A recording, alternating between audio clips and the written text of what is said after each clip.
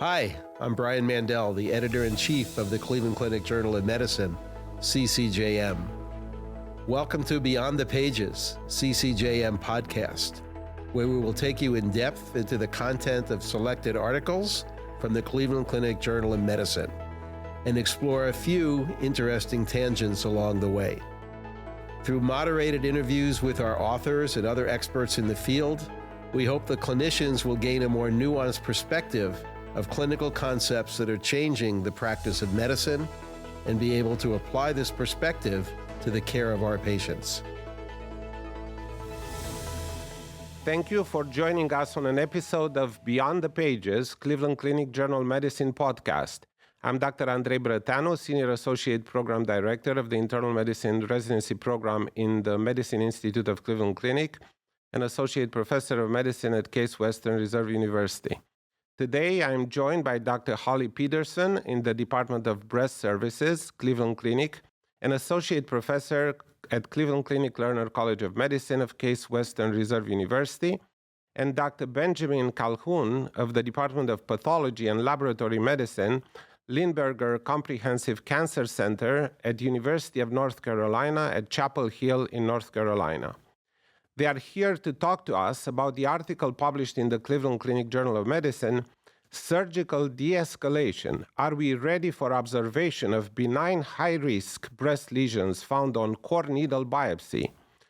They published this article along with Dr. Deborah Pratt from the Department of General Surgery and Breast Services in Cleveland Clinic, who's a clinical assistant professor at Cleveland Clinic Lerner College of Medicine of Case Western Reserve University. Thank you all for being here. Now let's go beyond the pages. So we know that imaging-guided core needle biopsy, or CNB, to detect abnormalities identified on breast imaging has been the standard of care for decades. Could you please explain what surgical de-escalation means in the context of breast cancer detected on the CNB and how it has evolved over time? Good morning, and thank you so much for having us. I'm Holly Peterson here with Dr. Ben Calhoun, who is a national and international expert in this area of pathology. He's a pathologist currently in North Carolina, but used to be the head of breast pathology here at Cleveland Clinic. But it's an interesting topic that's changing in medicine. And like a lot of other things in breast cancer and breast care, there's a lot of controversy. And so we thought it was an important area, mainly for primary care providers and those caring for women in any area, women's health providers to be aware of the changes that are going on in breast care in the high risk setting. Surgical de-escalation has really been part of a larger movement of the multidisciplinary breast cancer field in general for decades. We started out doing more, and now we're trying to do less with the same level of treatment effect and minimizing the morbidity to the patients. That's really the general idea, balancing oncologic outcomes with surgical morbidity and quality of life. In this case, traditionally, many benign high-risk lesions in the breast have been taken out surgically to make sure that there is no cancer that is reflected in the benign high-risk lesion. It may be adjacent to a more serious lesion. And historically, these breast biopsies were performed surgically, and now at almost all institutions are being done by core needle biopsy. And what's interesting is that while clear accepted guidelines are followed for breast cancer, management of high-risk lesions differs amongst institutions. And we feel that it's important for people at different institutions to understand the subtleties and nuances of these different areas so that they can safely practice and counsel their patients. We, in terms of surgical de-escalation and its history, the Halsted radical mastectomy marked the beginning of surgical care of the breast in 1894, a disfiguring surgery removing the breast, all axillary lymph nodes, and the chest wall muscles. And later in the 20th century, the simple mastectomy basically replaced the radical mastectomy after results of a national trial showed equivalent survival. Toward the end of the 20th century, studies showed that breast conservation, which is lumpectomy or partial mastectomy combined with radiation therapy, was equivalent to mastectomy in the treatment of early stage disease. We've now moved on to surgical de-escalation in the axilla. Many women no longer have to have complete axillary dissection. They have something called a sentinel lymph node biopsy, where nodes are sampled, and there's a much lower rate of lymphedema for patients. Simultaneously, there's been a de-escalation of radiation therapy.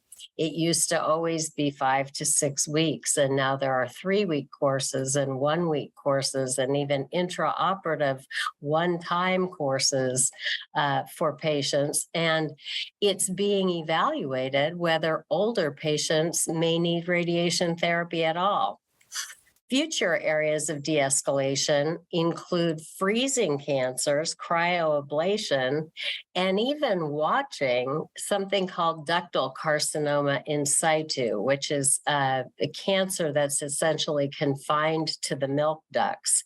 So that's really the backdrop of this paper in terms of surgical de-escalation. And the question being asked now is, do all benign high-risk lesions that we've excised in the past really need to be excised, or can they be safely watched?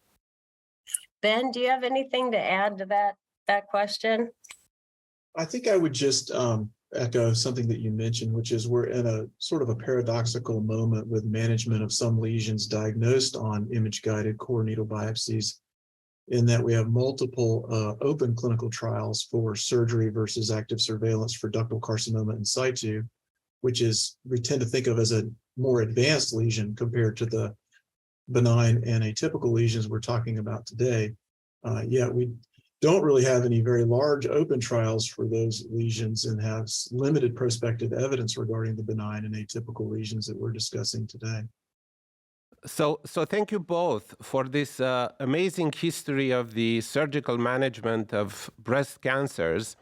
And as you mentioned, today we're going to discuss more about benign high-risk lesions, which we thought, as internists, traditionally have always required surgical excision. So could you please remind us what high-risk breast lesions are, and why is de-escalation significant for the management of these lesions? Sure. So we use that term, and there can be varying definitions of that term in some studies. These are histologically defined entities in the breast, mostly epithelial abnormalities that were found historically to confer an increased risk for the subsequent development of breast cancer. And they were studied in very large benign breast disease cohorts, in the Nashville cohort, the Mayo Clinic benign breast disease cohort, and the Nurses' Health Study. And what those studies showed was what the frequency of subsequent development of carcinoma was after a biopsy diagnosis of, for instance, atypical ductal hyperplasia. Mostly what we talk about today is the risk of finding an adjacent synchronous carcinoma at the time that the patient has undergone imaging studies and a core needle biopsy, really not the future development of carcinoma. So they're two related but different types of risk. One is the risk of having an adjacent synchronous carcinoma that hasn't yet been detected prior to surgery. And then the other risk is the risk of developing carcinoma at some later date in the future. So that's how these lesions were defined, and that's how their initial risk was studied. And one other thing I think to bear in mind about the way they were defined histologically is most of that work was done on open biopsies and in many instances in specimens from the pre-mammographic era. So we as pathologists are applying criteria from those specimens and from that time to now smaller image-guided core needle biopsy specimens, which is, I think, something we all need to bear in mind when we make these diagnoses on core biopsies. Yeah, so really there's two issues with benign breast biopsies, as Ben outlined. One is the upgrade rate, the finding of invasive or non-invasive cancer at the time of a surgical excision of a benign high-risk lesion. The other is management of a patient with high-risk lesions, and those can either be diagnosed on core needle biopsy or at final excision. And the reason has been outlined for following those patients is that they have an increased risk of the subsequent development of breast cancer, not the upgrade rate at the time of the finding, but subsequently. And in fact, Ben and I looked retrospectively and published in 2017 a paper on the Cleveland Clinic's experience with benign high-risk lesions, and found that it in keeping with other studies, that with atypical duct hyperplasia and atypical lobular hyperplasia, there is about a 30% risk of developing breast cancer over the subsequent 25 years. And with lobular carcinoma in situ, or LCIS, another benign high-risk lesion, there's about a 1 to 2% per year risk of developing breast cancer in the future. And high-risk patients can be offered enhanced surveillance with breast MRI screening, or even preventive medication to reduce their risk. So it's an important distinction to make, whether it's excised or not. One thing that I just wanted to mention with regard to the upgrade rates is that specifically, patients have upgrade only to invasive or non-invasive breast cancer. If a lesion is upgraded to a benign high-risk lesion, such as atypical hyperplasia or LCIS, it's still an actionable finding. And so, Ben, I find it interesting that this definition only includes cancer upgrades and not high risk upgrades. Say you start with a papilloma and then at final excision you have a papilloma with associated ADH or atypical duct hyperplasia, which then puts the patient into a high risk program. So that's the definition that I've used in most of the papers that I've written has been invasive carcinoma or DCIS. There is some debate in the literature about the appropriate definition of an upgrade, and other authors and other studies have included high-risk lesions, including the example that you just gave, because if a patient starts with a benign intraductal papilloma, subsequently is diagnosed with atypical ductal hyperplasia on excision, she may be offered much more intense follow-up, more frequent imaging, maybe more frequent clinical breast exams, and maybe even offered, on the basis of some of the breast cancer prevention trials, could be offered chemo prevention. So some authors have argued for that. I think most of us have tended to focus on the finding of an adjacent synchronous carcinoma because we know that's the most ominous finding. But I think there's room for discussion about the definition of an upgrade. So thank you so much for explaining the term upgrade rate and what it means for the breast lesions found on core needle biopsy. I would like, if you can, to clarify another term for our listeners, radiologic pathologic concordance, especially because you mentioned biopsies done before or after we started using more and more mammography and MRIs of the breast and so on. And Dr. Joseph Crow, who founded the Breast Center here at Cleveland Clinic, also was interested in these questions and wrote a couple interesting papers. One back in 1991, not all non-palpable breast cancers are alike, meaning that, the radiologic findings, being mammographic calcifications, mass lesion on mammography, or architectural distortion seen on mammography may play out differently in terms of the upgrade rates. And now we have, of course, MRI screening for high-risk patients and masses and non-mass-like enhancements seen on MRI, as well as digital breast tomosynthesis, or TOMO, the three-dimensional mammogram, which is finding more, say, radial scar lesions and other lesions. So the whole field continues to evolve, and I think it's really important that the primary care provider understand the differences between these terms and how the field is changing. So Ben, when we talk about radiologic pathologic concordance, what does that even mean?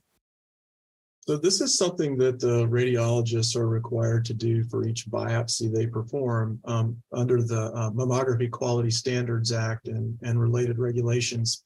So when we pathologists release the final report, the radiologists will compare the pathologic diagnosis to the imaging findings and make a determination as to whether they are concordant. Does the pathologic diagnosis fully account for the imaging findings that were the indication for the core needle biopsy? In many instances, the radiologists do this on their own. In some institutions, there's a little bit of a developing trend for multidisciplinary teams to meet and discuss benign and atypical lesions discovered on core needle biopsy and make a determination as to whether they're concordant or not, or targeted or incidental. But irrespective of the multidisciplinary conference, this is something that's really a legal and regulatory compliance obligation of the radiologists who perform the biopsies. And the radiologists often communicate directly with the pathologists in terms of making that determination whether it is concordant with the imaging findings based on some of the pathologic findings and also some of the patient characteristics, right? Yes, we do. We get contacted with questions about that. And in some instances, we may be asked to the question, hey, did you cut some deeper levels into the block? Are you sure you've seen everything there is to be seen? Because we see something on imaging and we put a needle right through it. And so it's, I've been fortunate to enjoy really good working relationships with breast imagers where I've been.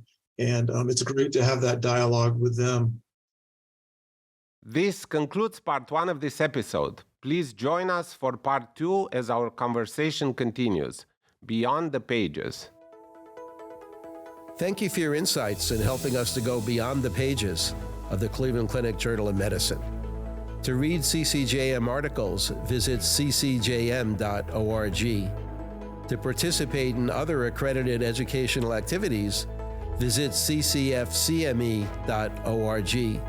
You can subscribe to the podcast on Google Play, Spotify, or however you prefer to access your podcasts.